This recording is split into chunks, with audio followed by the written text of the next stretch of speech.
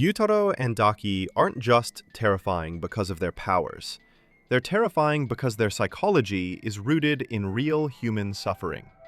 Today, we'll break down their trauma, explore if they show signs of schizophrenia or bipolar disorder, and decide which one would be more dangerous if they were real.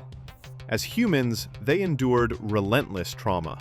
Gyutaro grew up mocked as ugly and worthless. He recalls being called a filthy insect crawling in the gutter. Daki, meanwhile, was punished violently for her defiance.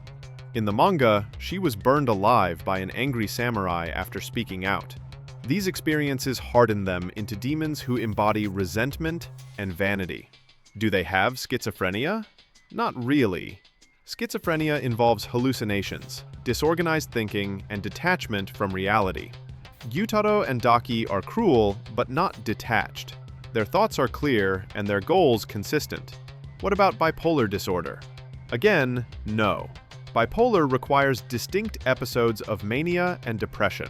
Daki's mood swings, like in episode 4 when she shifts from seductive confidence to explosive rage after being insulted, are reactive anger, not cyclical episodes.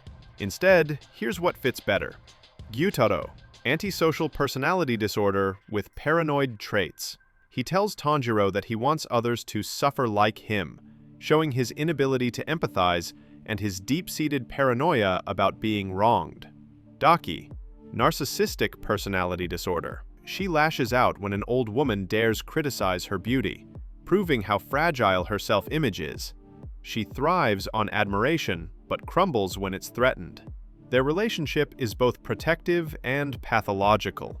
They exhibit enmeshment, where personal identity is fused with the sibling bond. Their trauma fueled a trauma-bonded codependency, where survival meant clinging to each other no matter how destructive. Between the two, Gyutaro is more dangerous to society. He's calculating, sadistic, and uses his poison sickles strategically, like in episode 9, where he almost wipes out the Hashira and Demon Slayers in one ambush. Daki is powerful but impulsive, often losing focus when her pride is hurt. Together, they're devastating, but Gyutaro's cold strategy makes him the deadlier one. If Gyutaro were human, therapy for trauma and anger management, possibly combined with medication for paranoia, could help reduce his violent impulses. For Daki, schema therapy and long-term counseling would target her unstable self-worth and dependence on external validation. In the end, their story is less about mental illness and more about trauma. They are what happens when children are brutalized by society and never find healing. Therapy could have changed their paths, but as demons, they were doomed to repeat the cycle of violence.